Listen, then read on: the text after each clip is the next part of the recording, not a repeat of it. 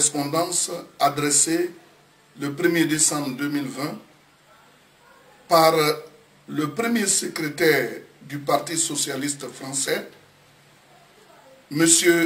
Olivier Faure, à M. Yves Le Drian, ministre de l'Europe et des Affaires étrangères. À travers son courrier, M. Olivier Faure invitait sans aucune pudeur M. Yves Le Drian à exercer des pressions directes sur le président Alassane Ouattara, dont il conteste la légitimité de sa réélection à la tête de la Côte d'Ivoire, afin de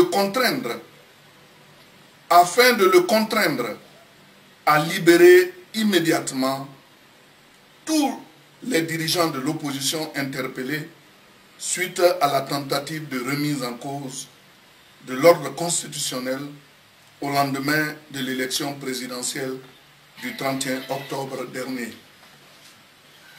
Ainsi donc, M.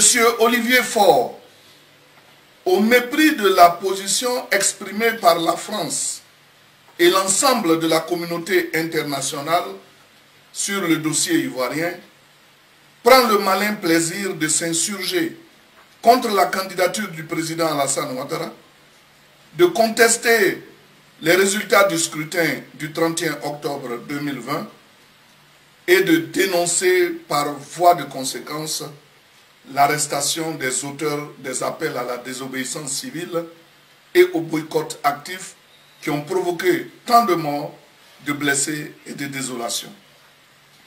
Il passe curieusement sous silence la tentative de déstabilisation des institutions de la République projetée par cette même opposition, avec notamment la création d'un Conseil national de transition qui envisageait se substituer à l'ordre constitutionnel établi.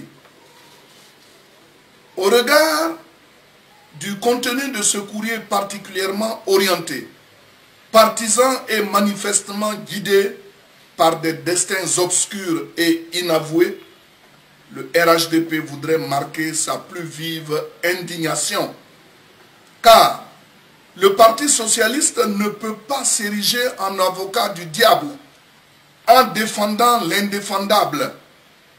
Il ne peut pas non plus cautionner l'inacceptable, c'est-à-dire la cause de ceux qui ont ouvertement et publiquement décidé de s'attaquer à la démocratie et au suffrage populaire en tentant par tous les moyens d'empêcher la tenue d'un scrutin démocratique. Ceux qui ont de façon délibérée combattu avec panache la démocratie avec des armes et des moyens non conventionnels. Le Parti socialiste français peut-il se permettre, sans risquer de souiller sa propre réputation et ses propres valeurs, de soutenir et d'exiger la libération de dirigeants politiques qui ont choisi de boycotter avec violence une élection, qui ont agressé, tué, brûlé et commis des actes terroristes et séditieux?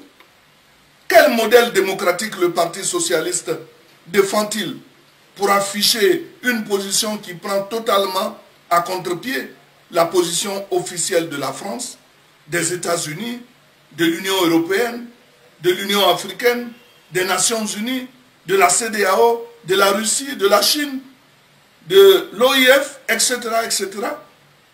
Aussi bien sur l'organisation et les résultats du scrutin présidentiel du 31 octobre 2020 que sur la candidature du président Alassane Ouattara. Avec quel microscope imaginaire le Parti socialiste scrute-t-il l'actualité du monde? Cette sortie de M. Olivier Faure a l'avantage de nous aider à comprendre pourquoi le Parti socialiste français ne fait plus bonne recette aujourd'hui. Pourquoi ce parti est vomi par les Français. Nous comprenons aussi pourquoi c'est sous le Parti socialiste français qu'il y a eu le génocide rwandais en 1994. Alors, un parti qui est en chute libre, dans les profondeurs abyssales de la politique française, peut-il s'ériger en donneur de leçons face au RHDP et surtout au gouvernement du président Macron qui a vite fait de lui tourner le dos? Quel conseil le Parti socialiste a-t-il donné au socialiste Laurent Gbagbo pour qu'il évite de conduire la Côte d'Ivoire dans une crise qui a fait plus de 3000 morts? En outre, qu'a fait le Parti socialiste quand les escadrons de la mort, sous la refondation, faisaient régner la terreur au bord de la lagune Ébrié? Terreur qui emporta les journalistes Jean-Hélène, Guy-André Kifer, l'ex-directeur du Novotel d'Abidjan, Stéphane Franz, le président de SIFCA, Yves Lamblin, pour ne citer que cela.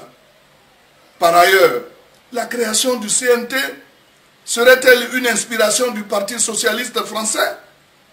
En d'autres termes, est-ce M. Olivier Faure qui a conseillé le président du FPI de se lancer dans une telle action séditieuse pour venir aujourd'hui exiger sa libération sans condition, comme si cet acte n'était pas constitutif d'une infraction pénale? Nous nous souvenons que lorsque certaines personnalités du Parti socialiste français débarquaient à Abidjan, ils préféraient la bamboula dans les hauts lieux de débauche et de prostitution en compagnie de l'ex-président ivoirien plutôt que de le conseiller utilement.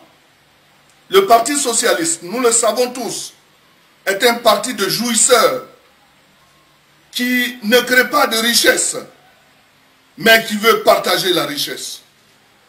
Et c'est l'une des raisons de son déclin. En tout état de cause, M. Olivier Faure, qu'il sache, oui, que M. Olivier Faure sache que la Côte d'Ivoire, sous le président Alassane Ouattara, a changé. Le pays avance. Il n'a rien à voir avec la Côte d'Ivoire des années 2000, sous Laurent Gbagbo, le poulain des socialistes. D'ailleurs, nous invitons M. Faure à faire un tour à Abidjan pour constater la merveilleuse métamorphose, une capitale en plein essor, à l'instar de tout le pays. En tant que libéral, le président Alassane Ouattara a fait du social et de la paix son cheval de bataille. Nous avons pour preuve les importantes ressources allouées pour soutenir des projets allant dans le sens de l'amélioration des conditions de vie des populations, de la promotion de l'emploi jeune et de l'autonomisation des femmes. Le RHDP voudrait vous rappeler que le président Alassane Ouattara, bien que se trouvant en situation de légitime défense face à une opposition violente, n'a pas attendu d'être interpellé par le Parti socialiste pour engager le dialogue politique avec le chef de file de l'opposition, M. Henri Konan Bédié. Mieux, certaines personnalités de l'opposition qui avaient été interpellées à la sortie des récents événements ont été relâchées. Des mesures de restriction des libertés de mouvement d'autres membres de l'opposition ont été levées. Toutes ces initiatives témoignent de la volonté du président de la République, son Excellence M. Alassane Ouattara, d'aller à l'apaisement et à la paix. Nous invitons par conséquent le Parti socialiste français à changer les lunettes avec lesquelles il scrute l'actualité ivoirienne s'il veut voir les choses plus clairement. Pour le RHDP, le porte-parole principal, le ministre Kobena Kwasi Adjumani. Je vous remercie.